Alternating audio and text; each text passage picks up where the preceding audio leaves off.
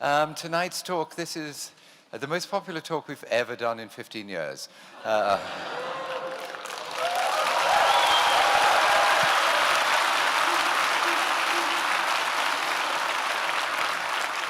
Tonight is the third, so it's been a weekend of Jordan Peterson, which has been a huge pleasure. For anyone who doesn't know him, and last night I think it was one babe in arms, and tonight it's probably my mother. He was associate professor at Harvard University and is now the professor of clinical psychology at Toronto. His first book was a huge success. It revolutionized the psychology of religion, and his latest book, The 12 Rules of Life, is set to do exactly the same. Just a few housekeeping things. At the end of the talk, we're going to have a Q&A, which I'm going to moderate. So do prepare your questions. Please make them questions. And also for those people in the live stream, there'll be post-it notes, and you can hand questions to the ushers, and we'll be taking those as well. I look forward to that. And at the end of it, we're going to be doing not so much a signing, but here on stage a dedication. Everyone's book is, or pretty well everyone's book is already signed. So if you don't want a dedication, then just leave. On the third page, you'll find the signature. Last night there was a huge queue, as you can imagine. In order to make the queue run smoothly, and sorry to sound bossy, but he's not going to be doing selfies. Just because it means he's got to stand up the whole time and it'll slow down the flow. But he's very happy to be photographed, and you can photobomb him if you'd like.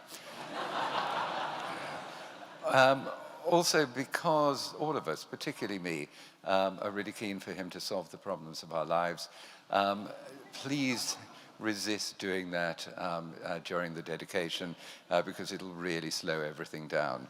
I think the three things that you can take away from this evening, and you'll be the judge, is first of all, be inspired by the talk. Secondly, read the book. And thirdly, marry a Canadian. I feel rather fortunate to have now done all three. Also, if you would like to tweet, it's hashtag the 12 Rules of Life. So without further ado, please welcome one of the world's great public intellectuals, Jordan Peterson. Thank you.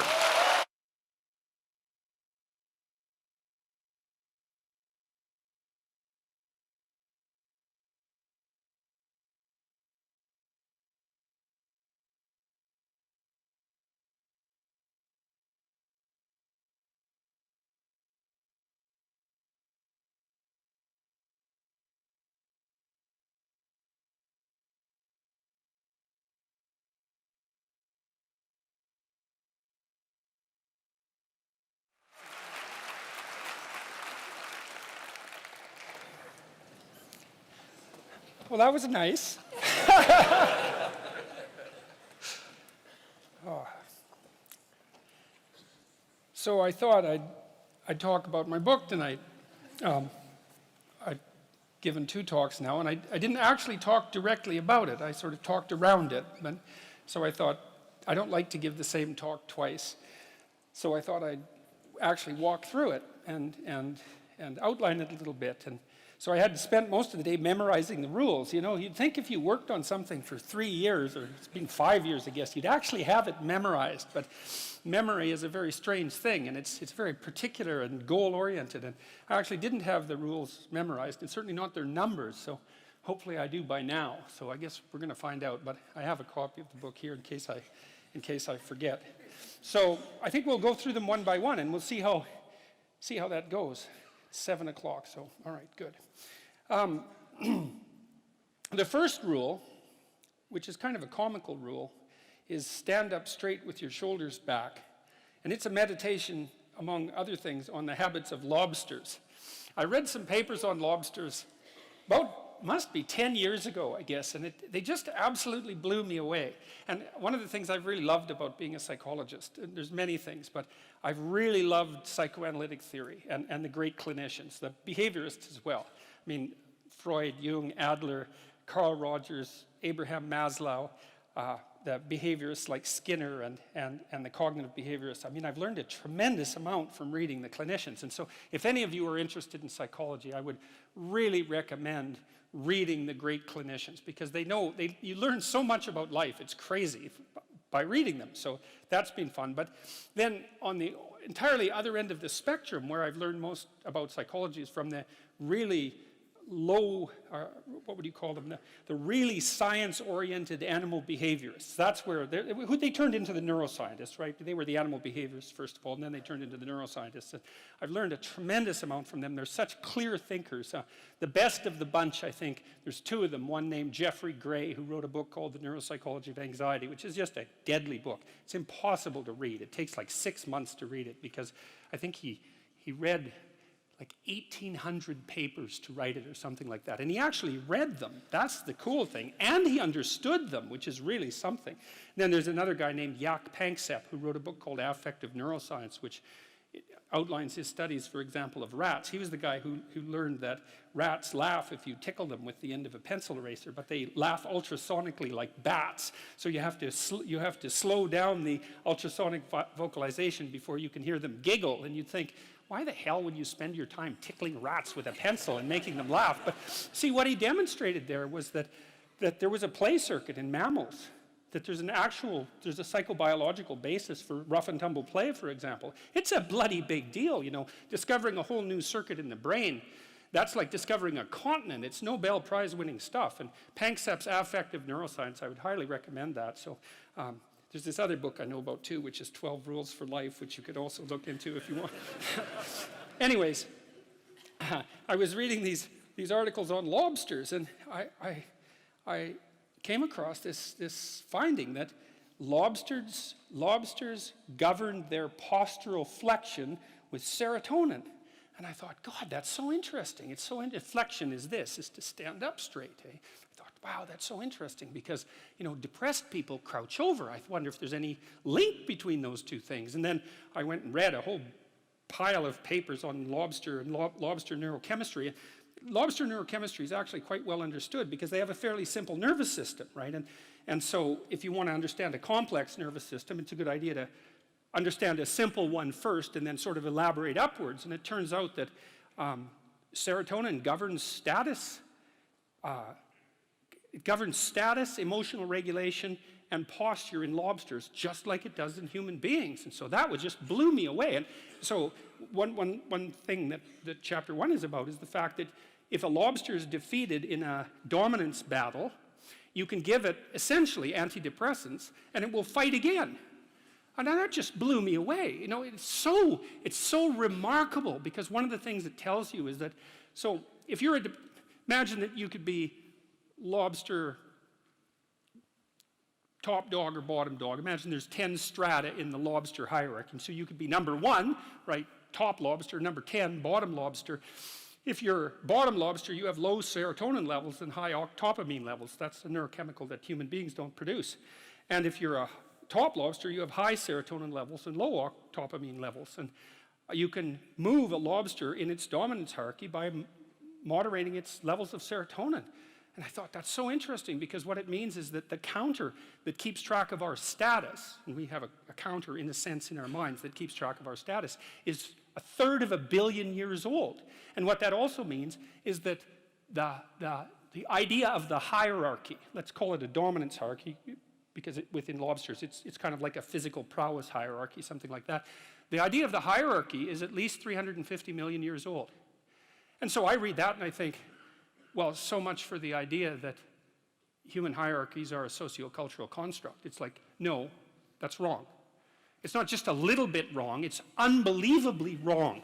It's mind-bogglingly wrong, right? And it's, right, and so hierarchies have been around for 1/3 of a billion years, and we have a neurochemical system that modulates our understanding of those hierarchies. And then also, and this is the interesting thing too, and this is why people's reputations are so important to them, there's lots of reasons, but this is one of them, is that where this counter that you share with lobsters rates you in terms of your hierarchical position determines the ratio of negative emotion to positive emotion that you feel. And that's also an absolutely mind-boggling idea for two reasons. One is it tells you why it's so hard on people to be put down. Because it doesn't just upset them in the moment, it changes the way their entire system responds to the world so that they now experience more positive emotion and less negative emotion. So that's really rough.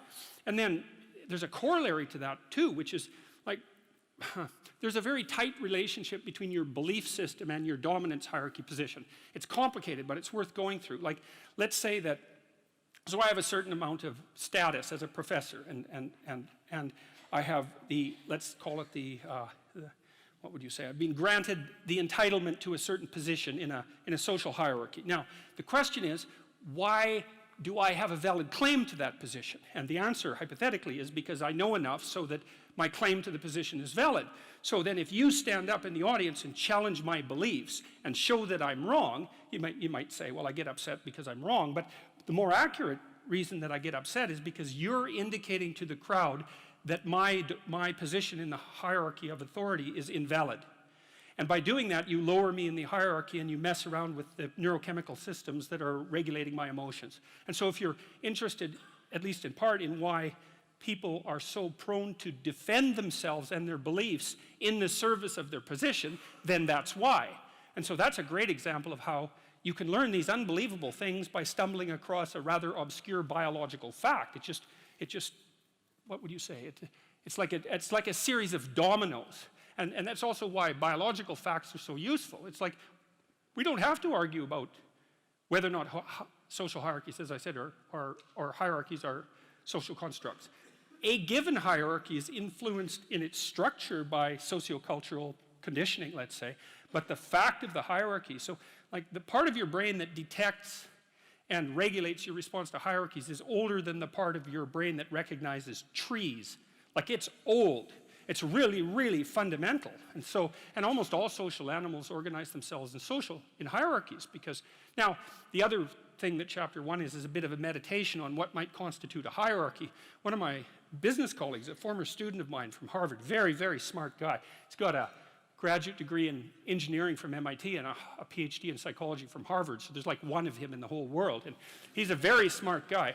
And he helped me design the self-authoring suite, by the way, and he's been working for about 20 years on that.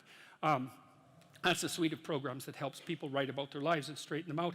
He told me to stop using the word dominance hierarchy.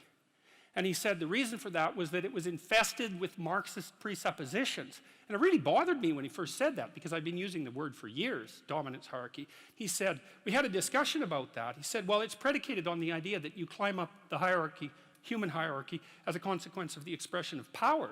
It's like, that's wrong. You climb up valid hierarchies as a consequence of the expression of competence.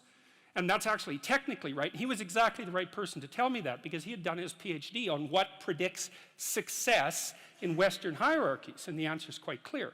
General cognitive ability, some prefrontal ability as well, which was what he specifically tested. So intelligence, roughly speaking, although it's a little bit more elaborate than intelligence, but that's close enough. And trait conscientiousness accounts for about 50% of the variance in long-term success. And you think, well, hey, how do you want your society to be structured? It seems pretty good to me that smart, hard-working people are the ones most likely to succeed. That's not a bad empirical test of the validity of a structure, especially given how much vagary there is in life. Lots of random things happen to people, but it's better to be born 3 standard deviations above the mean in intelligence in the West than it is to be born 3 standard deviations above the mean in wealth in relationship to where you'll end up when you're 40. So he said to use the word competence hierarchy, or we decided that, and I think that's much better. So chapter 1 is a bit of a meditation on the nature of hierarchies and the biochemistry of hierarchy, but it's also an injunction about how to present yourself, because you want to present yourself to the world in a manner that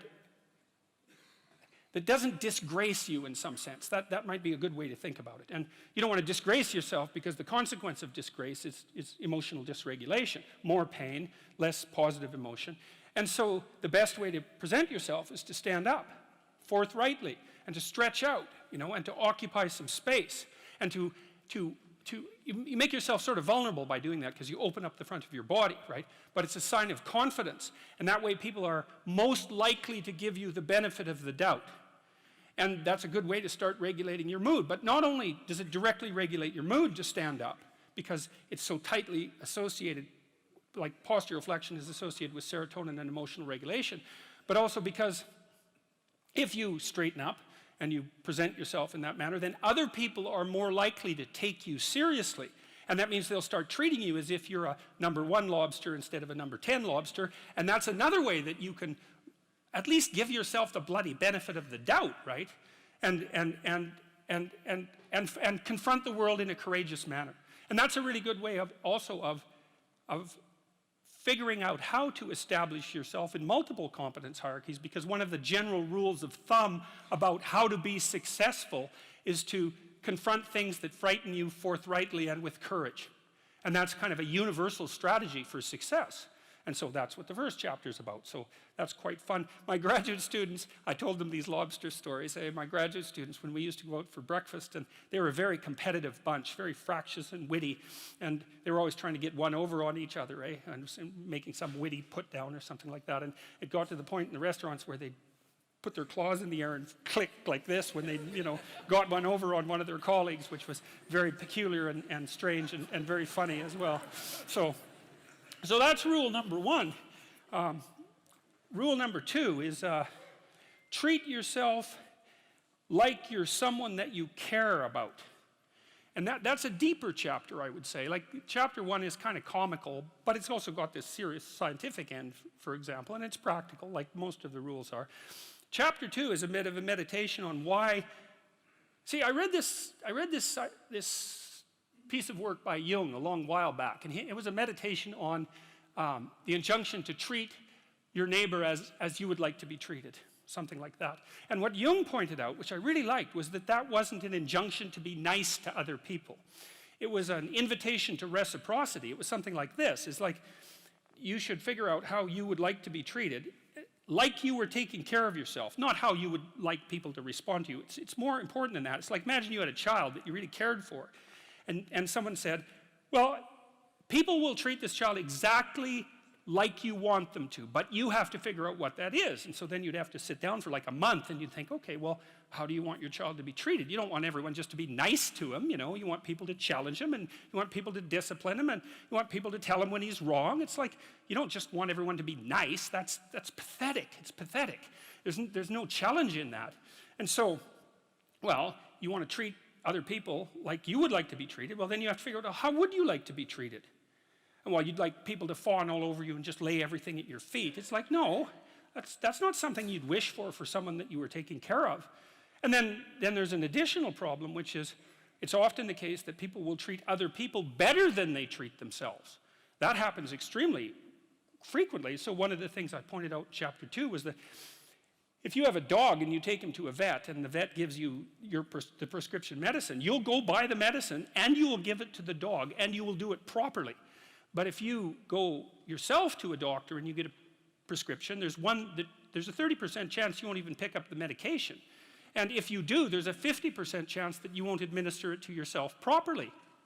And so I really thought about that. When I first came across that statistic, it was another one of those little facts. I thought, what the hell's up with that? It's like, you'll do it for your dog, so obviously you'll do it for something you care about, and you're conscientious enough so you'll actually do it. So like, why wouldn't you do it for you? Your dog likes you. Even your dog would rather that you did, but you don't. And it's actually one of the reasons that modern medicine doesn't work nearly as well as it could, because people just don't take their medication. And it's not only because they don't take care of themselves. There's some skepticism about doctors, but you could be just as skeptical about the vet. So it's a deep meditation, I would say. And it's what I've done with these rules is they're very simple rules, and they're kind of comical and tongue-in-cheek in some ways. But what I've tried to do is like pull them apart and show what's underneath them, and to go down as deep as I possibly can. And in rule 2, it's a bit of a meditation on why people don't like themselves very much. And I think there's 2 reasons really, and one is that we're fragile and damageable and imperfect in multiple dimensions all the time, and that often just gets worse. Lots of things get worse as you get old, for example. So it's not necessarily that easy for a self-conscious being who's extraordinarily aware of his or her own fragility, but not just fragility, foolishness and errors, like you know yourself better than anyone else knows you. And you might have a certain amount of dislike for someone you know because of something they did, but you know everything you did. Jesus, that's a drag, man. You have to carry that along behind. It's like, really, I did that, And then, so there's that. It's like you're weak and kind of useless and prone to temptation. And all those things, that just shouldn't be that way. And then you're also capable of pretty vicious acts of malevolence. And so you also know that about yourself. And so it's a real existential question for people. It's like, why the hell should you take care of something as sorry and wretched as you are? And that's really what the chapter is about. It's because the answer in the chapter is, you're, first of all, yes, you're pretty useless and terrible, but so is everyone else, and that's actually an existential problem, right? And what I mean by that, it's a problem that every human being has always had and always will. So it's not just you, it's a universal problem.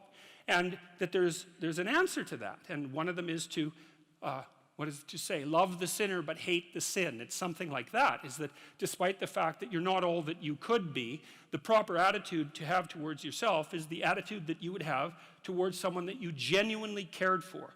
And that it's incumbent on you to act as if you genuinely care for yourself, just like you would act towards someone that you actually cared about, some other person. And so it's a reversal in some sense of the golden rule, right? And it's a discussion of why that's necessary. And also, more than that, it's a discussion of why you have a moral obligation to do that. It's not just that you should because it would be better for you. You actually have a moral obligation to do that, I think, because you make the world a much better place, much worse place if you don't take care of yourself. So you should bloody well take care of yourself, because, well, that's what the chapter's about. It's partly because you have something valuable to bring into the world. That's the thing about being an individual. It's the thing that Western civilization has always recognized, that as an individual, you have a light that you have to bring into the world, and that if you don't bring it into the world is a dimmer place, and that's a bad thing, because when the world is a dim place, it can get very, very, very dark. And so it's necessary, not just so that you feel better, not just so that you're a #1 lobster, none of those things. You need to take care of yourself because you're in the best position to do that. And it's necessary for you to take care of yourself. Despite the fact that we're mortal and vulnerable and self-conscious and capable, not only capable of doing terrible things, but actually do them. Despite all that, you still have that responsibility. And so I wanted to hit the question as hard as I can to try to figure out, well, why people are contemptuous of themselves. And there's plenty of reason, that's for sure. But the reasons do not justify the mistreatment of yourself. It's as simple as that. It's not a good strategy. And the next rule is make friends with people who want the best for you. And that's a meditation on my own childhood and adolescence to some degree. I had friends who wanted the best for me and friends who didn't. And they were friends who, some of them were aiming up and some of them were aiming down. And if you have a friend that's aiming down and you do something that's aiming up, then they're generally not that happy about it. They try to top your accomplishment with one of their own, hypothetical or real, or put down what you're doing, or offer you a cigarette if you're trying to quit and you've kind of done that successfully, or a drink if you've been drinking too much and are trying to stop being an alcoholic, Or they're cynical and bitter and devoted towards no good. And sometimes that's family members too, and sometimes it's even part of you, But this chapter is an injunction to people, is like you have an ethical responsibility to take care of yourself, you have an ethical responsibility to surround yourself with people who have the courage and faith and wisdom to wish you well when you've done something good, and to stop you when you're doing something destructive. And if your friends aren't like that, then they're not your friends. And maintaining your friendships with them might not even be in their interest. And so it's a tricky argument to make, because I'm not saying, whenever anyone's in trouble, you should, push them into a ditch and then give them a couple of kicks. That's not the idea. The idea is that, but I had a couple of rules I didn't write about. One was be careful about whom you share good news with, and another was be careful about whom you share bad news with. And those rules ring in people's minds quite quickly. A friend is someone you can share good news with, You go to them and you say, hey, look, this good thing happened to me. And they say, look, I'm so happy that happened to you. Like, way to be. And they don't think, God damn it, why didn't that happen to me? And you didn't deserve it. And here's a bunch of reasons you're stupid and why it won't work. It's like, that's not helpful. And so I would say, like, if people are, you know what, the other thing people are doing if they're trying to drag you down, let's say, is they're trying to see if you'll put up with it. Because they have this idea that maybe life isn't worth living and things aren't good, and that if they can besmirch, let's say, to use an archaic term, something that's pristine and good, then they demonstrate to themselves that there is no true ideal and that there's no necessary reason to be responsible and to strive forward. And so they use you as a test case. You know, I'll just push you down into the low lobster bin and see how you respond. And if you put up with it, then yeah, my cynicism is fully justified. And so, well, that's chapter 3. And it's a painful chapter because it also details the suicide of one of my friends, which occurred over a very long period of time. Not the actual suicide, but all the prodroma to it. And so, and it's a contentious chapter. Number 4 is compare yourself to who you were yesterday, not to who someone else is today. And the reason I wrote that was because I had this client, I'm a clinical psychologist, and I've spent 20 hours a week for 25 years listening to people tell me about their lives, you know, and those people were people who were just barely hanging on to the bottom of the world, up to people who were so successful you can hardly believe it, like the entire gamut of people. And that's been absolutely fascinating. It's like being a clinical psychologist, if you really listen, is like being immersed in a Dostoevsky novel all the time, you know, because it's amazing what people will tell you if you listen to them. People are so interesting if you actually listen to them because they're so peculiar. Like, they're like penguins or rhinoceroses or ostriches. They're unlikely creatures. And anyways, with regards to comparing yourself to who you were yesterday and not to who someone else is today, this old client of mine, he was about 85 when he came to see me, and he was a financier and a kind of a mathematical genius. He made these little pendants out of a mathematical symbol for the most beautiful mathematical equation that was ever written. He made them out of gold, and he would hand those out. And he had studied psychology as a young man, and he introduced me to this concept that I didn't know about called the Pareto distribution, which, see, I'd been taught as a psychologist that most human characteristics were normally distributed, right? So most people were average and some people were extreme. That's a Pareto or a normal distribution. Intelligence is like that, and height, there's more people of average height than very tall or very short, and weight is like that, and lots of things are normally distributed, and psychologists tend to assume that everything is, but it isn't. Creative products are distributed in a Pareto distribution, and that's a whole different thing, and it's really important to know this. It's another fundamental fact, the knowledge of which can sort of transform the way you conceptualize, let's say, the political landscape. So here's an example of the Pareto distribution. You know, there's a rule of thumb that if you run a company that 20% of your employees do 80% of the work, or that 20% of your customers are responsible for 80% of your sales, or that 20% of them are responsible for 80% of the customer service calls. Same thing, but that's not exactly the rule. The rule is worse than that.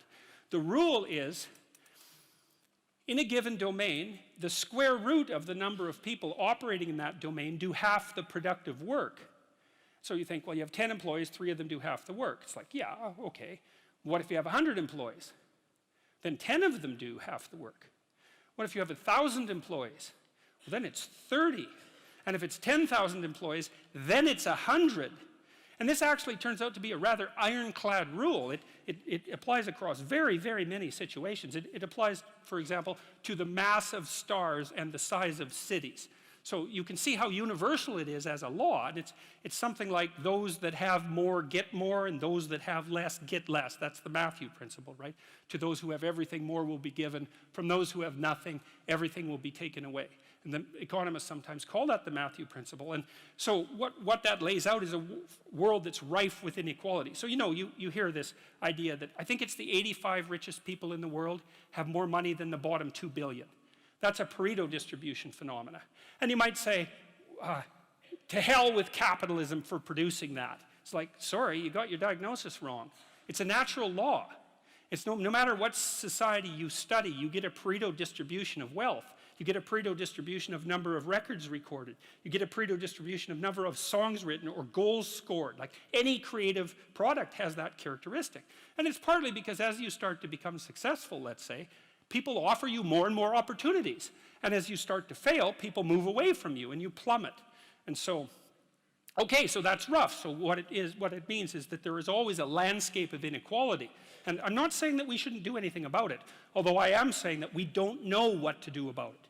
That's the thing, because you can modify the Pareto distribution of wealth, let's say, but we don't know how to do it without maybe disrupting the system so completely that it collapses, which is what happened in the Soviet Union, for example, and in Maoist China. They were trying, at least in principle, to adjust inequality.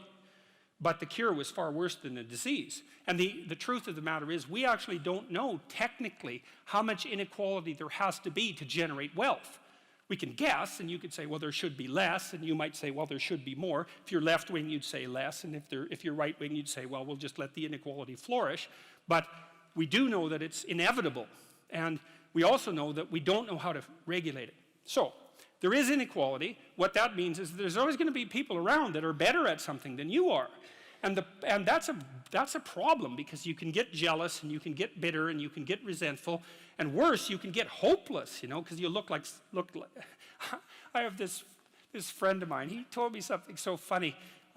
He was decrying his lack of success in the world, and he compared himself to his roommate, and he said, his college roommate was doing much better than he was. And his bloody roommate was Elon Musk. It's like, really? It's like, oh, you're not doing as well as Elon Musk. Well, you can see it would take it rather personally, because they were roommates and everything. It wasn't like he was doing badly. Like, he was doing pretty damn well. It's like, I'm not as good as Elon Musk. It's like, yeah, well, you and like 7 billion other people, But I thought it was instructive because you have to be careful who you compare yourself to. Now, you can't just not compare yourself to successful people, right? Because then you don't have anything to aim at. And one of the things I learned from Jung, this was a cool thing, I'm going to make a real lateral move here. Jung thought the book of Revelation was appended to the Bible because the Christ in the Gospels was too merciful. He was too nice a guy. Now, he's an ideal, right? And Jung said, wait a second, an ideal is always a judge. That's the thing about an ideal, because you're not as good as your ideal, so your ideal is a judge. And Revelation has Christ coming back as a judge, and that was Jung's explanation at the level of the collective unconscious for the pasting of that remarkably strange and terrible book onto the end of the Bible. So, anyways, my point is an ideal you need an ideal because you have nothing to aim at, but an ideal is a judge, and you always fall short of the ideal. So how the hell can you have the benefits of having an ideal without having the crushing blow that goes along with having the judge that always regards you as insufficient? So I was trying to work that out in the chapter, and this is something I've had to work out a lot as a clinical psychologist. It's like, well, let's say you need a goal, but we don't want to let your distance from the goal crush you. So you got to set up a goal, and then you got to break the goal down into parts so that you can move towards it, and you have a fairly high likelihood of doing it. So that's a bit of practical, I wouldn't say advice, it's because it's better than advice. It's some practical knowledge about how to go about achieving an aim. Set a high aim, but differentiate it down so you know what the next step is, and then make the next step difficult enough so you have to push yourself past where you are, but also provide yourself with a reasonable probability of success. It's also what you do with children, right? You want to push them because they need to grow up and be more than they are, right? But you don't want to crush them with constant failure. So what you do is aim high and make the goal difficult but proximal. So anyways, so that's one way of looking at it. But then the next thing is, I've had clients, many clients in their 30s, who are trying to. This is more true with women, I would say. A lot of women who are very high achieving and who established their career goals at 30 and then want to differentiate out their life. They want to have a husband, they want to have a family, they're trying to figure out how to do that. And one of the things I've noticed that around 30, you really have to stop comparing yourself in some ways to other people. And the reason for that is that the particularities of your life are so idiosyncratic that there isn't anyone really all that much like you, because the details of your life happen to matter. And so maybe you compare yourself to some rock star or something like that, and the person's rich and famous and glamorous and all that, but they're alcoholic and they use too much cocaine and they've had 3 divorces, and it's like, how the hell do you make sense out of that? Is that someone that you should judge yourself harshly against or not? The answer is you don't know, because you don't know all the details of their lives. And who do you know that you can compare yourself to? That's easy. You. yesterday. So here's a good goal. It's something like, well, aim high. And I really mean that. It's like, and we'll talk about that a little bit too. Aim high, but use as your control yourself. It's like, so your goal is to make today some tiny increment better than yesterday. And you can use better, you can define better yourself. This doesn't have to be some imposition of external morality. You know where you're weak and insufficient, where you could improve. You think, okay, well, this is what I'm like yesterday. If I did this little thing, things would be just an increment better. And, well, that's a great thing because you get the ball rolling, and incremental improvement is unstoppable. You can actually implement it, and it starts to generate Pareto distribution-like consequences. It starts to compound. And I've seen that happen in people's lives over and over. Well, people write me all the time and tell me that they're doing that, but I've seen that happen in people's lives continually. They make a goal that, the goal should be, how could I conceive of my life so that if I had that life, it would clearly be worth living, so I wouldn't have to be bitter, resentful, deceitful, arrogant, and vengeful. Like, that's sort of the bottom line, right? Because that's what endless failure does to you. It's not good. And that's what life without purpose and a goal does to you as well, because life is very hard. So you think, okay, well, I need to adopt a mode of being that would justify my suffering. And you can ask yourself that question. What would make this worthwhile? I quote Nietzsche, I think, in that chapter. He said, "He who has a why can bear almost any how."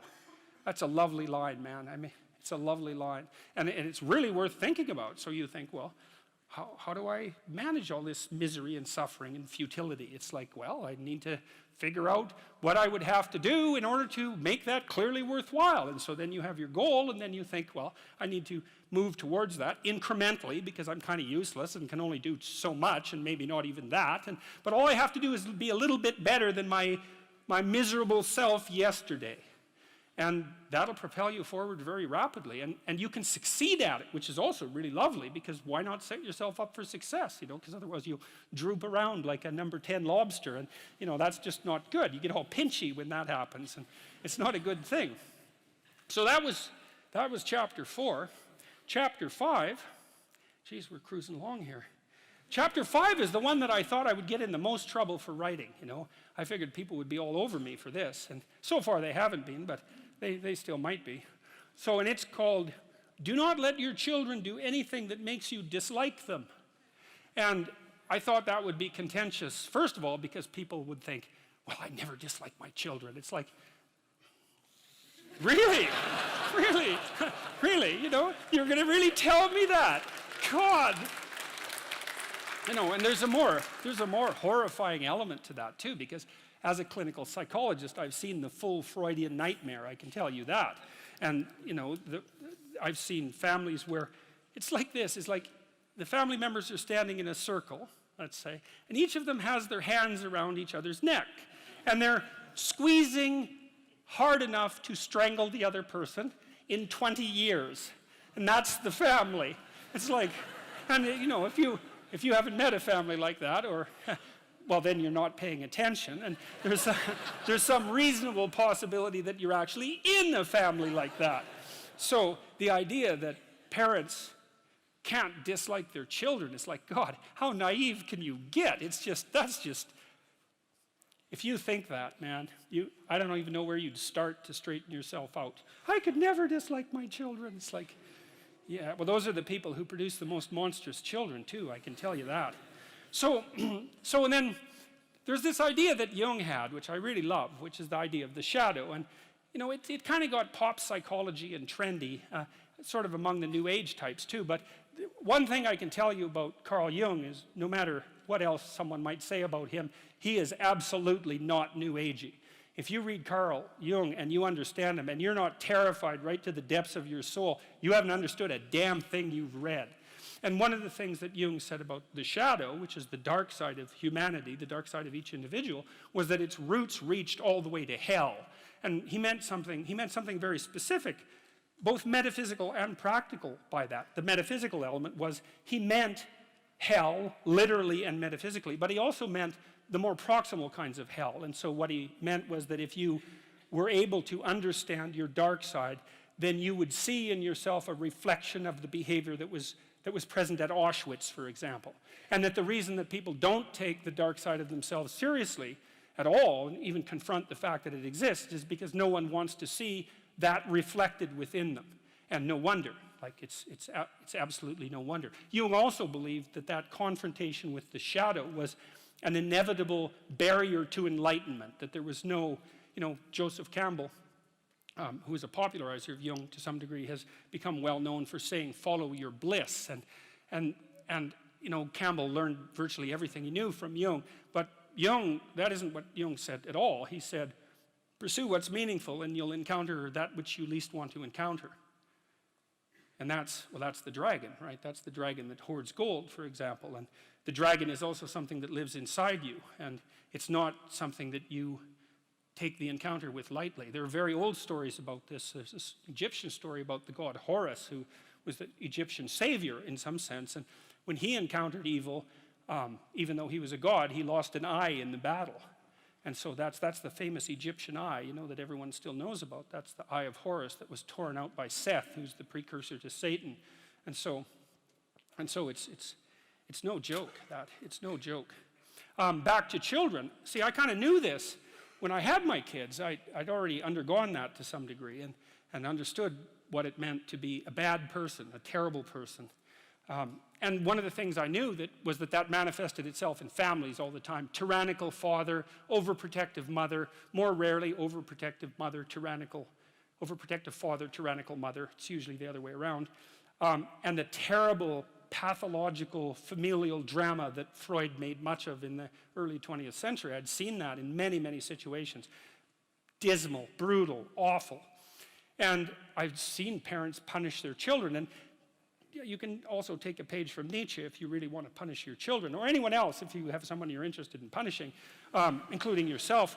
You don't ever punish someone you really want to punish for doing something wrong, because that's actually a bit of a relief to them. That's the theme of Dostoevsky's Crime and Punishment. The murderer gets away with it, and it's a relief to him when he gets caught. It's like, no, if you really want to punish someone, you wait till they do something good, and then you punish them. Because that'll teach them. You maximize the hurt that way. You decrease the probability that they'll ever do anything good again. And I'll tell you, man, if you want to have a good relationship with someone, that's one thing you don't do. You open your bloody eyes, and if they do something that you would like them to do again, then you tell them how much you appreciated the fact that happened, and you hope that it replicates, You see, that's if there's one thing you can take away from tonight's lecture, that's an extraordinarily useful thing to know. Watch, and when people do something that they should do more of, say, look, I saw that you did this specific thing. I saw that it took some effort. Here's what it meant. Here's how I observed it. It's like, keep that up. And man, if you love someone, you do that to them. That's encouragement. That's such a great thing. So, anyways, back to children. So I already knew that I was a pretty decent monster by the time I had kids, and I thought, well, my kid's little, like a baby or 2-year-olds, like I'm a horrible monster, and so there's an uneven power problem here. I better not let that child do anything that really makes me angry. Now and then you hear about something horrible that happens. When I was in Boston years ago, I read about a woman who'd plunged her 2-year-old daughter's arms into boiling water. You think, well, how in the world can that happen? It's like, well, she's probably hungover. She probably just lost her job. She was probably desperate in 6 different ways. She probably didn't have any decent disciplinary strategies for children. She probably didn't have anyone helping her. She was bitter and resentful and angry, and the child misbehaved at exactly the wrong moment. And you're going to be around your children a lot, and so you might want to have it so that they don't misbehave at exactly the wrong moment. Because all hell can break loose if they can, and I didn't want that to happen. And I knew that it was easy for people to hate their children, even though they mouth the words that they love them all the time. I saw very little evidence of that in many situations. And so one of the things, you have a natural affinity for children, and even more, maybe a more powerful natural affinity for your own children. So that's a good start. But you don't want to set them up as an enemy against you. You don't want to allow them to engage in the kind of hierarchical challenge that makes you irritable and resentful. That's not a good idea. And if the things they do make you dislike them, the probability that they will make other people dislike them is extraordinarily high. And so you can consult your own irritability. And you can say, look, kid, I used to tell my kids this, when they were 3 or 4. I'd say, look, I'm not in a very good mood, and I'm likely to be unreasonable, so it'd be best if you'd go in your room and play for a while. It's like, I like you, man. You're a great kid, but like, get the hell out of here for a while. And they were fine with that. We'd trained them already at that point to be able to go play by themselves in their room, which is something a kid should be able to do anyways. But you need to know what sort of monster you are if you're going to be a good parent. And if you think, oh, I'm not a monster, it's like, oh, yes, you are. You're just an unbelievably unconscious monster, and that's actually the worst kind. So, and then the other thing about that chapter is there's an idea in it, and it's an idea that I think is well supported by the relevant literature, which is that your fundamental job as a parent, especially of a child from 0 to 4, is to make that child eminently desirable socially. So you're a successful parent if, when your child is 4, all sorts of other children want to play with him or her. That's really that's like if you want one marker of whether or not you've been successful. That's it. Now, some children are a lot harder to get along with than others, and some children have a harder time playing. And so I'm not saying that every parent who has a child that isn't popular at 4 is at fault for that. I'm not saying that. I'm saying the reverse, which is you can be sure that you've been successful if your child is not popular exactly, but desirable as a playmate. And so then you think, well, what have you done for your child? Well, you've opened up the entire world of children to them. So because they know how to play, which is a very deep knowledge, and it starts to become inculcated probably at the breast, and certainly in the course of rough and tumble play at about 2 years of age. It's a deep embodied knowledge. They know how to play, like a good well-trained dog knows how to play. You meet a new dog and you go like this, and the dog goes like this. You think, oh, that dog, I can go like this and it won't bite me, right? It knows how to play. And a kid who's awake and alert is just like that, like a well-socialized kid. If you know anything about kids, is you can take a 4-year-old and make a little play gesture at them, and they'll smile right away and start playing just right now. And that's what you want for your kids. And then everywhere they go, other kids like them and will include them in their play, and play is the way that children develop. And so if other children include them in their play, then the children develop. And the poor kids that don't get befriended at the age of 4, the literature on this is crystal clear. If your child is an outcast at the age of 4, the probability that anything can be done about that is almost 0, no matter what you do. And I hate to be so blunt about that, but I know the literature, and that's what the literature suggests. And then the other thing is, if you don't allow your children to engage in dislikable behavior, then adults will like them, because adults actually like kids. One of the things I loved about having little kids in Montreal, I lived in a poor area in Montreal. There's a lot of rough guys around there, and we used to roll our daughter around in a stroller, and these rough guys, like God only knows what they were up to. They were rough-looking guys. We'd roll our daughter by them, and they'd like smile, and they'd crouch down and make little goo faces, and they were. I tell you, one of the great things about having little kids is they bring out the best in other people. You see a whole side of humanity, even among the darker parts of humanity. You see a whole side of them that you wouldn't normally see, and it's lovely. And the thing is, if you're good to your kid in the real way, you can help them maintain that tremendous attractiveness that they have as young children, and to respond to adults properly, like a puppy that wags its tail instead of growls and goes for your ankle. And then wherever they go, adults welcome them and teach them things and pat them on the head and smile at them genuinely, instead of saying, oh my God, here comes that couple with that goddamn brat again. Which is that's a horrible thing to do to a child, because then everywhere they go, all the goodwill is false. There's nothing that you can do to someone that's more terrible than to put them in a world where all the goodwill directed towards them is false. That's a terrible thing. So anyways, that's chapter 5. And chapter 6 is it's a rough chapter. I spend a lot of time reading about totalitarianism and about atrocity, like some many, many brutal things, brutal beyond the capacity of imagination even. And I read a lot about individual criminals and serial killers and those sorts of people too, trying to get to the bottom. One book I would really recommend is a book by Karl Panzram, which is an autobiography. Panzram is the name of the book. And he was a rough guy, man. What were his dying words to his executioner, to his hangman? He said, hurry up, you Hoosier bastard. I could kill 10 men in the time that it takes you to hang me. That was his dying words, He said, I wish the human race had one neck so that I could put my hands around it and squeeze. That was Karl Panzram, and not many people like that write autobiographies, but he did, and he told you why he was like that and why he thought that way, in case you want to find out, which I would recommend, by the way, because it's very useful to know such things. But now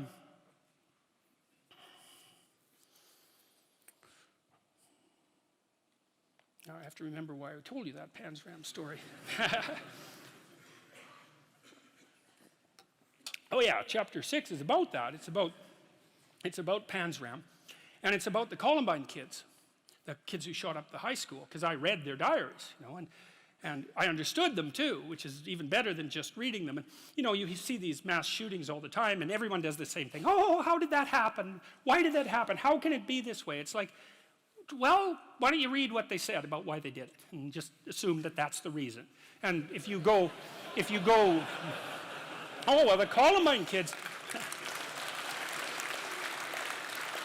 oh yeah, it was like, oh, they must have been bullied. Oh yes, because the natural response of anyone who's been bullied is to go arm yourself to the teeth to plot the destruction of the entire city. I think it was of Detroit, to line your entire high school avenue with bombs and then to go and shoot your classmates. That's what happens when you're bullied. It's like, no, that's not what happens when you're bullied. That's a stupid explanation. It's shallow beyond belief. And it really emerges only because people don't want to contend with the real issue. And the Columbine kids, well, they were contending with the real issue. They basically said quite forthrightly that in their own arrogant estimation, being itself was corrupt and unnecessary, and it would be best if it was eradicated in the most brutal possible way as fast as possible. And you get to places like that if you dwell on revenge for 3 or 4 years in your mom's basement. You can go to very dark places, and so that's what chapter 6 is about. And, Panzram, who was very brutally treated when he was a kid, and the Columbine guys who, had their ups and downs, but nothing compared to Karl Panzram, say, were judges of being and decided that it was flawed and that they were the ones to set it right. And so it's a rough chapter. But it's more than that. It's a meditation on resentment, because resentment is a key human motivation. And I would say it's a great teacher. To listen to your resentment is one of the best things you can possibly do. You have to admit that it exists first, and then you have to admit to the fantasies that it's generating, and you have to admit to what you would regard as the way out of it. So that's all very difficult, because it means learning things about yourself that you probably don't want to learn. But resentment only means one of two things. It means either like shut the hell up, grow up, quit whining and get on with it. That's one thing it means. Or someone is playing the tyrant to you, might even be you, and you have something to say and do that you should say and do to put it to a stop. And so and resentment can show you the pathway to doing that. There's a meditation on resentment, and one of the principles that I extracted from that is, like, a resentful person wants other people to change. And if you're resentful, then your motivations aren't trustworthy. In fact, they're very, very dark. And that's why I went to the extreme with people like Panzram and the Columbine killers. Resentful people who want to change the world are not to be trusted. What should you do instead? How do you treat your own resentment? I would say, well, I read this great line in a T.S. Eliot play called The Cocktail Party. And in it, this woman comes up to a psychiatrist. I think this is in this chapter. And she says, I'm having a really rough time of it. I'm suffering badly. My life is not going well. And then she says, I hope that there's something wrong with me. And the psychiatrist says, well, what the hell do you mean by that? And she says, well, here's how I look at it. There's either something wrong with the world, and I'm just in it, and that's how it is. And then, like, what am I going to do about that? Because it's the whole world. Or maybe I could be fortunate, and there's something wrong with me that's causing all this unnecessary suffering, and if I could just set it right. I could learn, and I could set it right. And so, well, I've been thinking about that for a very long time, and I think, well, if your life isn't going the way it is, you can find someone else to blame, which is pretty convenient for you and also relatively easy, or you could think, okay, I don't like life. I don't like the way my life is unfolding. Maybe I don't like life in general because it's tragic and tainted with evil. How do I know if my judgment is accurate? And the question is, well, have I really done everything I possibly could to set my life straight? Because maybe I shouldn't be judging its quality or the quality of life itself or being itself for that matter if I haven't done everything I possibly could to set my life straight. Well, so there's a task. Solzhenitsyn, who I'm a great admirer of Solzhenitsyn, his book, The Gulag Archipelago, was one of the things that brought down the Soviet Union. And he said that one man who stopped lying could bring down a tyranny. And, he said that with some authority. I think you could easily make the case that The Gulag Archipelago is the greatest book of the 20th century. I mean, there's other contenders, obviously, but he said when he was in the Gulag camps, meditating on how the hell he got there, and he had a rough life, man. I mean, first of all, he was on the Russian front at the beginning of World War II, and then he was thrown in the Gulag camps, and that was just the beginning of his adventures, man. He had a rough life. And he was in the camps, and he was thinking, what the hell? Like, how did I get here? What's going on? I mean, he had Hitler and Stalin to blame, right? So if you need someone to blame, man, Hitler and Stalin, that's great. But that isn't what he did. He said he meditated for a while once he realized that he might have something to do with, in some strange way, with the way things turned out for him. And he said he went over his life with a fine-tooth comb in his memory. And he thought, okay, where did I go wrong? But by my own judgment, when there was a path in front of me, when did I take the path that I knew I shouldn't take? Because you all know that, right? Sometimes you don't know if what you're doing is good or if it's bad. It's just ignorance. You just don't know. But sometimes you bloody well know, and you do the thing you know you shouldn't do anyways. That happens a lot. And why do you do that? Spite is part of it, stupidity. There's all sorts of reasons, but you certainly know you do it. Solzhenitsyn thought, okay, well, what would happen if I took responsibility for where I am in this concentration camp, and then I went over my whole life and tried to figure out all the things I did that were wrong by my own estimation that increased the probability that I would get here, and then what would happen if I tried to set them all right now in the present? And that's why he wrote the Gulag Archipelago. And one of the consequences of that, as I said, was it sped the dissolution of the Soviet Empire. So, hey, that's not bad, eh? Like, you make a real confession, you really repent, you do your penance, which is writing this book, and you completely change the geopolitical landscape of the world. It's like, and that's worth thinking about, because it's not only Solzhenitsyn who did that. Nelson Mandela did something quite similar. It's not so impossible. And so the idea that what you should do if you're feeling resentful about the nature of being or suffering too much for your own life, let's say, is straighten the damn thing out. Like, seriously, try it for a year even. Try it for a week. Try not doing the things you know you shouldn't do. Try not saying the things you know to be false. And just watch what happens. You might as well give it a shot, right? Because you say, well, I'm all in for a year. I'm going to do things right. And then I'll just stand back and I kind of watch how things unfold. And maybe I'll reconsider at the end of that year. It's like, try it. Try it. I mean, I would say I've had thousands of letters now from people who are saying, hey, I tried that, and hey, it worked. I quit lying and everything quit. Do you ever see that Simpsons episode where Sideshow Bob keeps stepping on the rake over and over? It's like his whole yard is littered with rakes, and all he does is walk around and step on, and then curse. Steps on a rake, it hits him in the face, and he curses. And then he steps on another rake, and it hit, you know what I mean.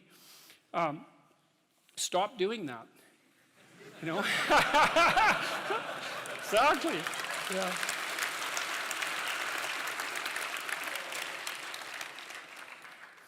I don't know if we'll get through all 12 rules. I guess you'll have to read the damn book. Anyways, Rule 7. Rule 7 just about killed me.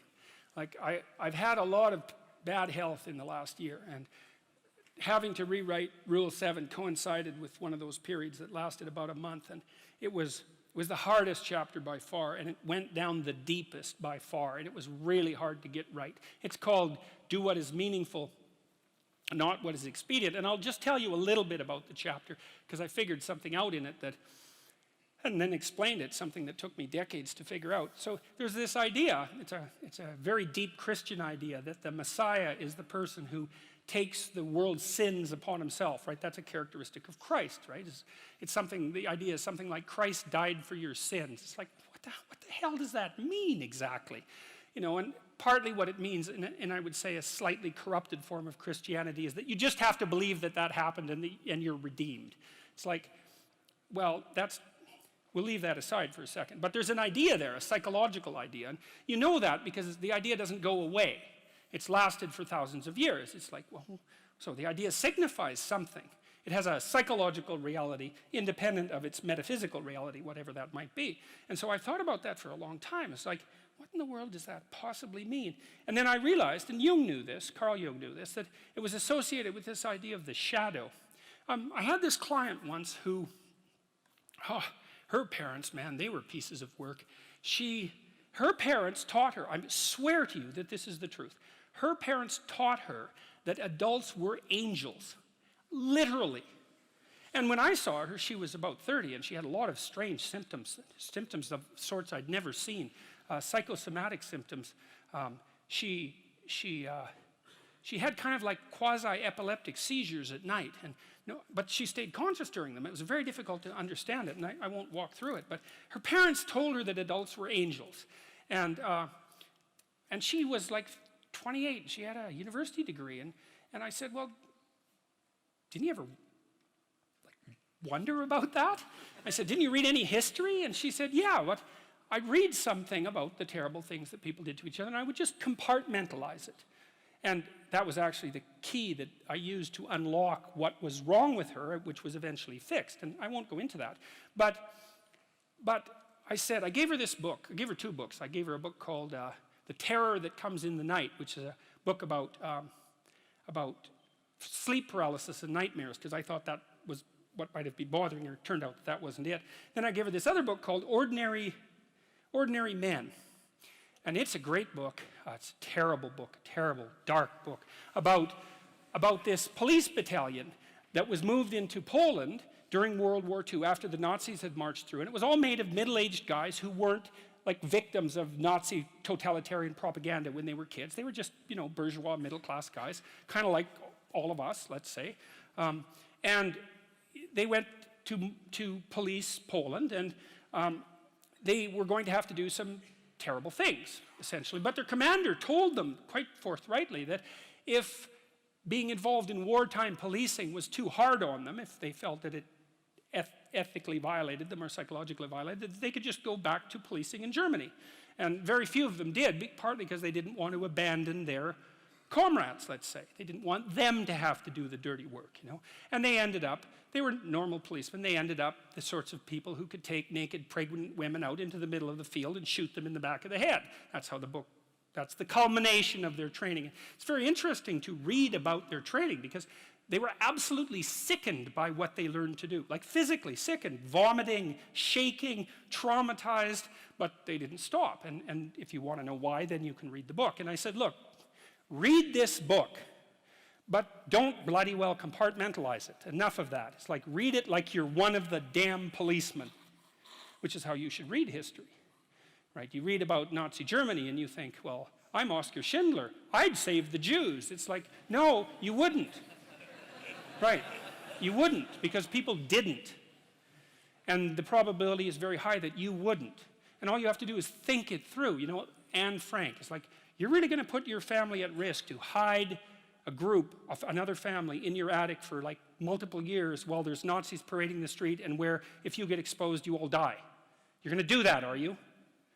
It's like very unlikely. And no wonder, it's not surprising that it's unlikely, but you don't want to be inflating yourself with with fictional heroism without actually knowing the facts on the ground. So I told her to read it and to understand that the policemen were her. And that's the thing to understand. Well, the idea that the Savior is the person who takes the world's sins upon himself is exactly that. It's exactly the same idea. It's like the way that there stops being Nazis is for you to know that the Nazis were you and for you to decide not to do that again. But you have to know, you see, this is the thing that people won't do. You have to understand that you could not only do what the Nazi camp guards did in Auschwitz, but that you could actually enjoy it.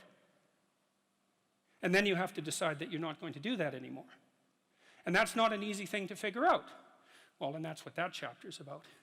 So that's a rough chapter, man. that's a rough chapter. And that's only a bit of what it's about. You know, there's a lot in there. And that's, anyways, that's what that's about. Chapter 10, chapter 9. Let's see, I better look. I'm getting a little tired here. Oh yes, chapter 9 is assume that the person you are listening to might know something you don't.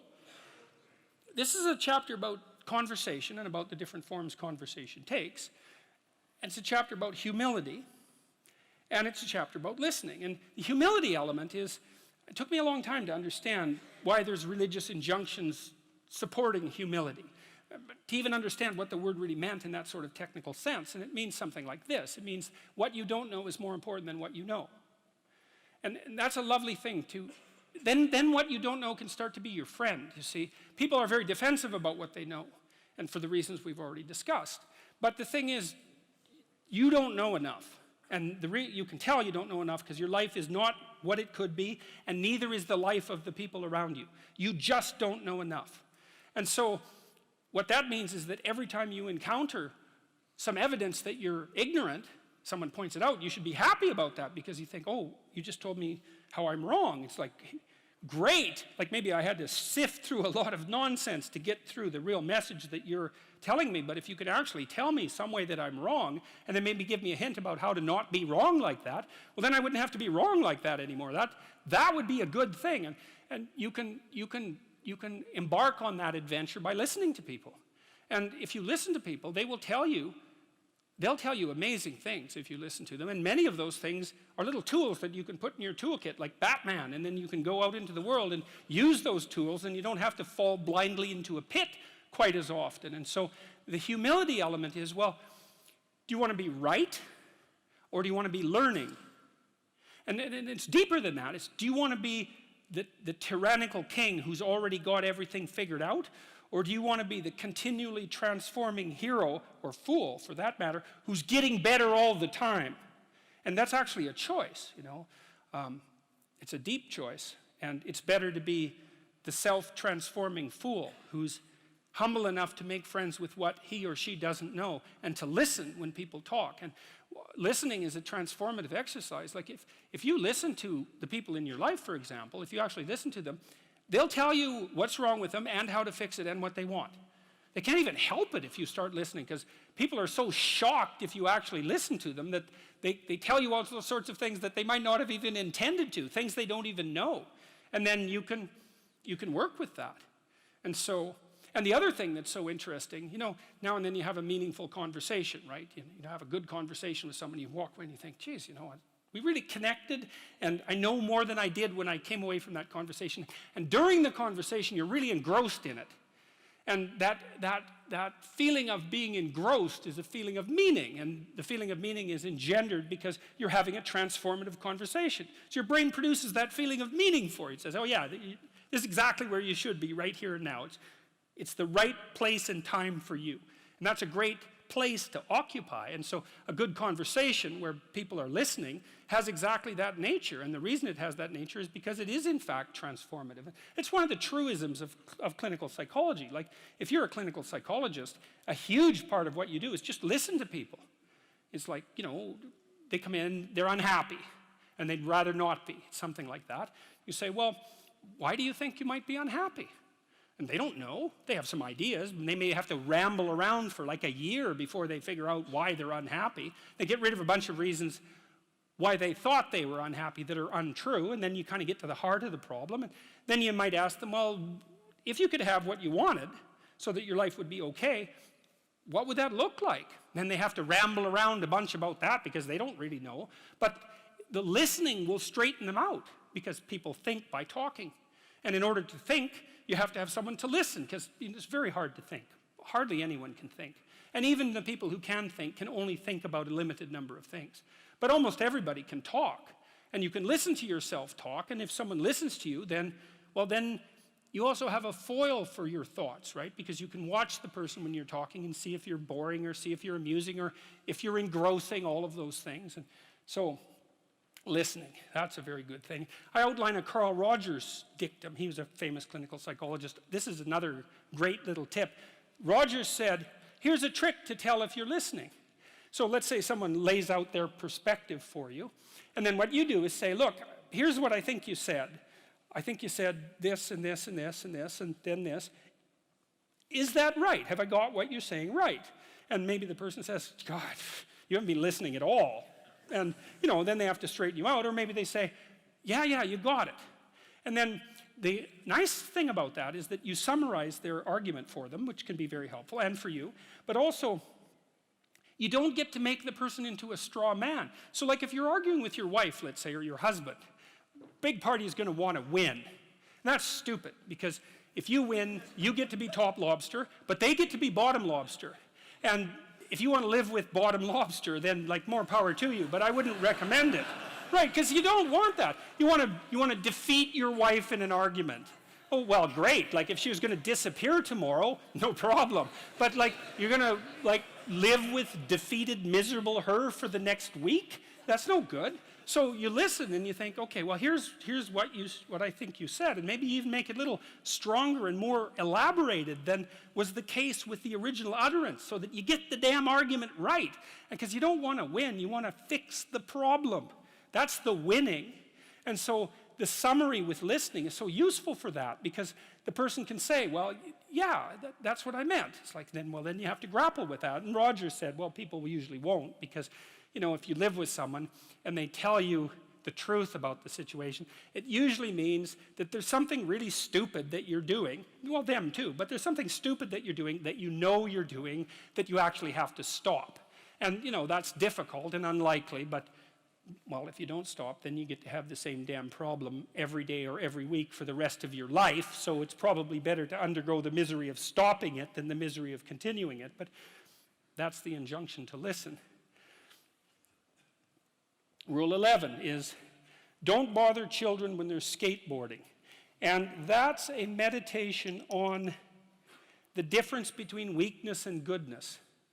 You see, one of the things that's happened in our society, and especially with regards to our attitude towards men, but also our attitude towards the masculinity in women, so it's just as toxic for women, is that we seem to have concluded that strong men are dangerous, and that's partly because we think Western culture is a tyrannical patriarchy, and the only reason you get to the top is because you misuse power. And so all the men who are at the top of the hierarchy are all misusing their power, and they're all tyrannical, and all the guys who have the aim and ambition to achieve that are just tyrants in training. And that's sort of the basic attitude that we have towards our own culture and towards young men now. And that's just, there's everything about that is pathological and inexcusable and shameful. I mean, first, the claim that Western culture...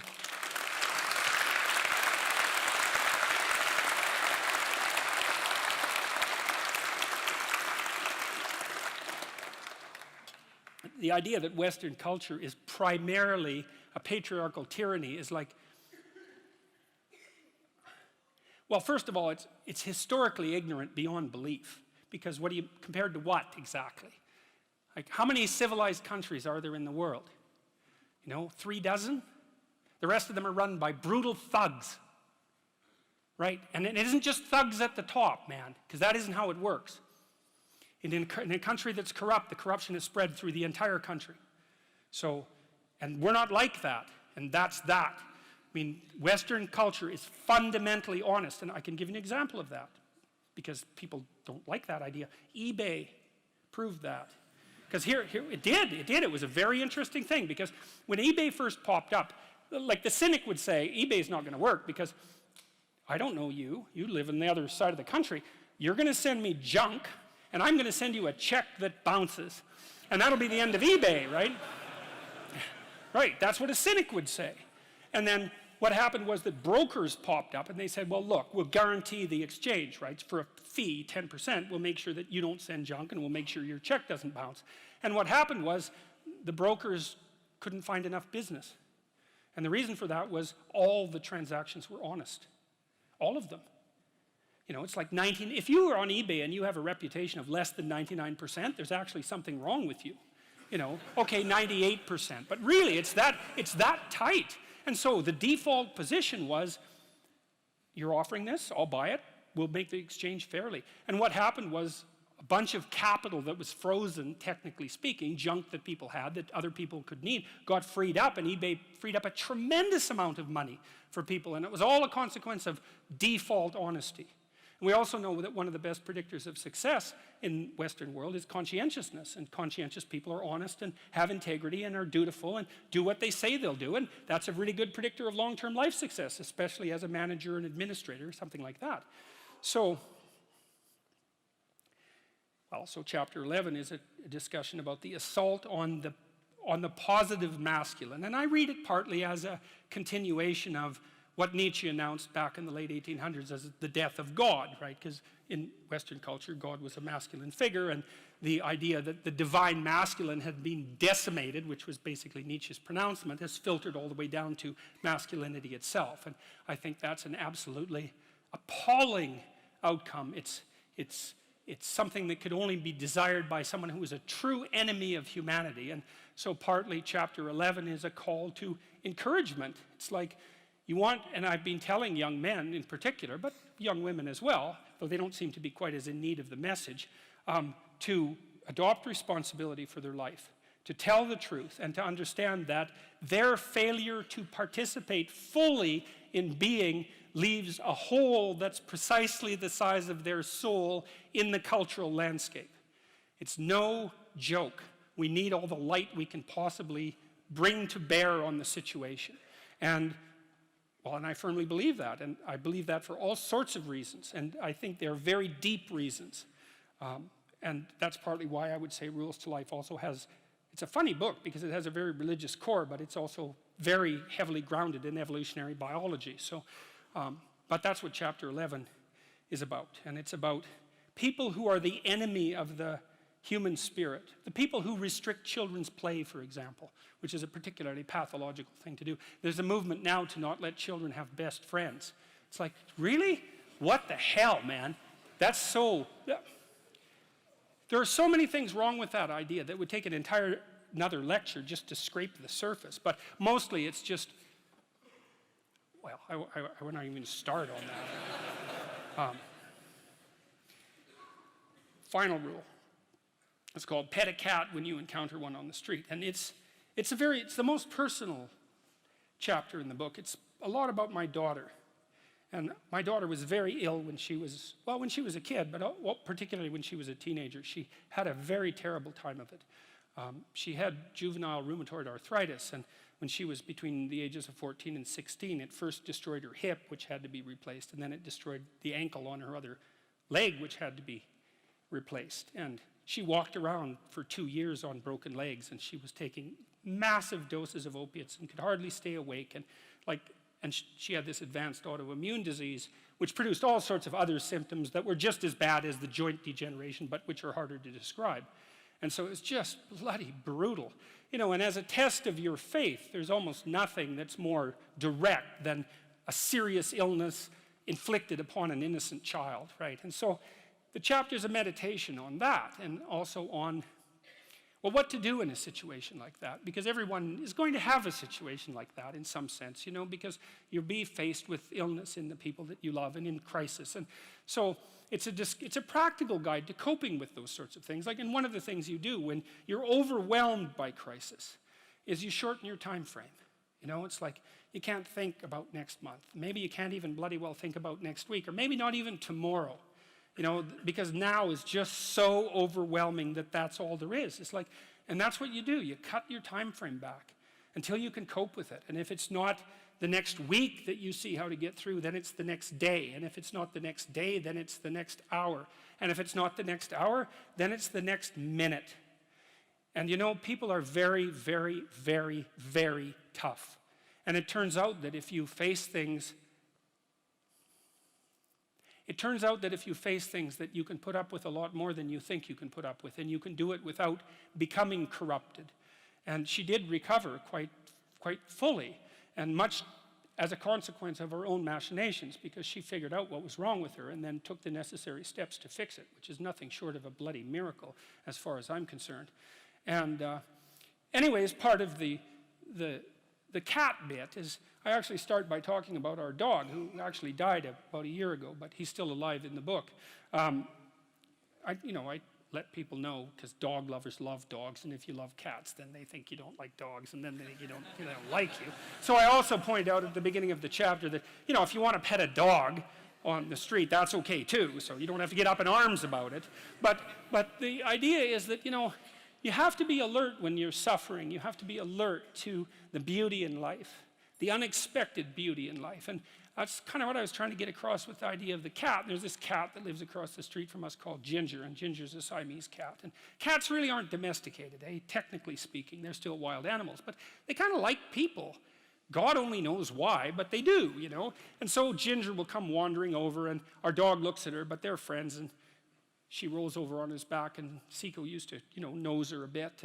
And then she'd kind of mosey over and let you pet her if she was feeling like it that day. And, you have to look for that little bit of sparkling crystal in the darkness when things are bad. You have to look and see where things are still beautiful and where there's still something that's sustaining. And, you narrow your time frame and you be grateful for what you have, and that can get you through some very dark times, and maybe even successfully if you're lucky. But even if unsuccessfully, then maybe it's only tragic and not absolute hell.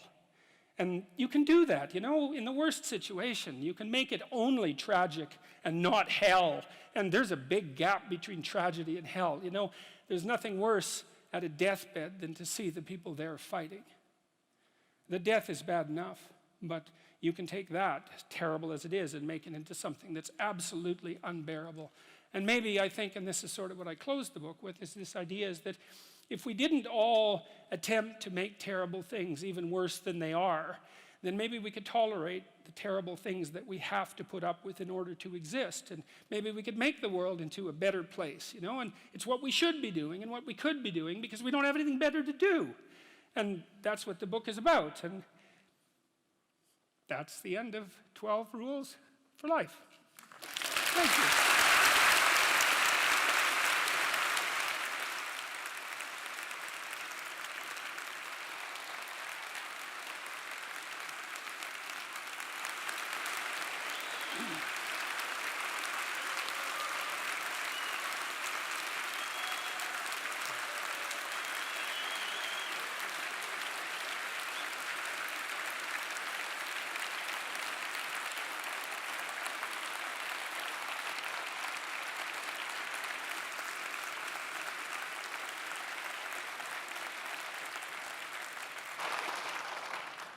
Well, we've overrun joyously, and normally I would have sort of cut the talk and done something so we can have questions, but I really didn't think it was appropriate. This evening's talk was absolutely luminous and inspiring. So I'm going to do one question only, and I'm going to leave Jordan to actually decide what's the question he's going to ask. So I'm going to take 3 from the audience. I'm going to read out 3 that have come from the live stream. One from the live stream is, how do you challenge the identity politics of today? The second is a more personal one, is where do you fall short yourself in these 12 rules, and is it a constant adjustment? And now let me take 3 questions from the audience, and I'll leave Jordan to then decide which is the last question that he wants to ask. So, first hand there. First of all, it's an honor to be at your lecture. And the question is, I wanted to ask, for example, some people, for example, Stefan Molyneux, who interviewed you, puts, I think, tremendous attention to admitting faults of parents and admitting the harm that was done when getting better and working through adversive childhood experience. And I wanted to ask you about that and what you think about that. And then if we take the young lady just here. My question, My question is about chapter 9, about being humble and listening to what your enemies are saying and criticizing you. I'm a kind of person who kind of speak my thoughts, so I speak them to my friends and see how they bounce at them. I noticed that there's always a group of of my friends who always criticize what I'm saying and not even try to understand where I'm coming from. And I've always wondered how to deal with that. I mean, I want to listen to what they are saying, but they're not understanding they're not trying to listen to what I'm saying. So what would you do in that situation? I'm going to answer that very briefly. Okay. There's a line in the New Testament that's relevant to that. Do not cast pearls before swine. And what that means is that if people are not listening to you, stop talking to them. And that is the best piece of advice that I can give you. And what happens is that if you stop talking to people who aren't listening to you and start watching them instead, they will tell you what they're up to. But so if you have things to say them, but you find people that will listen, talk to them. The ones who aren't listening, pull back. Because you're devaluing what you have to say by offering it to an audience that does nothing but reject it. And that's a good guideline to life in general. So pull back. Yeah. And our last question is gentleman over there in blue. Thank you, Dr. Peterson. It brought a smile to my face when you mentioned the work of John Taylor Gatto, and I just wanted to know what you think the relationship is between the classic trivium and the Holy Trinity, and if there is, how has that changed over time? I'm going to leave you to answer one question only. Okay. And then... Okay. And, Well, look, and then you're going to be back on stage dedicating. Yes, okay. I think I'm going to answer, where do you fall short in these 12 rules? Is it a constant adjustment? You know, like I wrote these rules. Why did I write these rules? Well, you know, and especially when I said, well, you should try to improve yourself instead of trying to set the world straight, or instead of worrying about what other people are doing wrong. You might say, well, that's a hell of a thing for someone to say who just wrote a book called 12 Rules for Life. It's like, you know, but the thing is that I wasn't just writing that. I was writing that for me as much as for anyone else. And I really mean that sincerely. You know, I had an opportunity to spend somewhere around 5 years meditating on how you should conduct yourself so that your life is what it could be. And like, I'm in the group of people that I'm advising. You know what I mean? It's like all of these things are very difficult, to stand up straight, to remember that, and to treat yourself like you're someone worthwhile, and to make friends with people who are good for you, and to tell the truth, or at least not to lie. I mean, these are all ideals, right? And especially taken as a whole, they constitute a kind of ideal. And you never attain the ideal. And not only that, it recedes as you approach it, right? Because you straighten yourself out and you think, well, I've got it now. And you think, no, wait a minute, there's more to go. There's still more to go. And then you get that much farther along the line, you think, oh, yeah, I thought this was the end of the road. It's like, no, there's plenty of imperfections left to iron out. And so it is a constant adjustment. But there's something about that that's also positive, because you might say that it's not so much that there isn't such a thing as a good person. It's that our idea of what constitutes good isn't right. Because a good person is someone who's trying to get better. And no matter how good you are, there's better that you can get, but the real goodness is in the attempt, right? It's in the process, to use somewhat of a cliche. You know, there's this, and I'll close with this, and it's a good way to close. You know, and this is a psychological observation. The central figure of Western culture is Christ. And we can look at that psychologically, because Christ is the dying and resurrecting hero. And what does that mean psychologically? Well, it means that you learn things painfully. And when you learn something painfully, a part of you has to die. That's the pain. You know, when a dream is shattered, for example, a huge part of you that constituted that dream, maybe even the biological substrate of that dream, has to be stripped away and burned. And so life is a constant process of death and rebirth.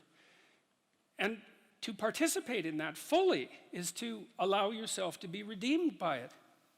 And so the good is that process of death and rebirth, voluntarily undertaken. It's like you're not as good as you could be, so you let that part of you die. And if someone comes along and says, you know, there's some dead wood here, man, it needs to be burned off, you think, well, that stuff's still a bit alive. when that burns, it's going to hurt. It's like, yeah, well, no kidding. But maybe the thing that emerges in its place is something better. And I think this is the secret of human beings. This is what we're like, you know. Unlike any other creature, is that we can let our old selves die and let our new selves be born. And that's what we should do. And so, where do I fall short in these 12 rules? Well, endlessly. Because, well, here's a way of thinking about it. Until the entire world is redeemed, we all fall short. And that's probably a good place to stop.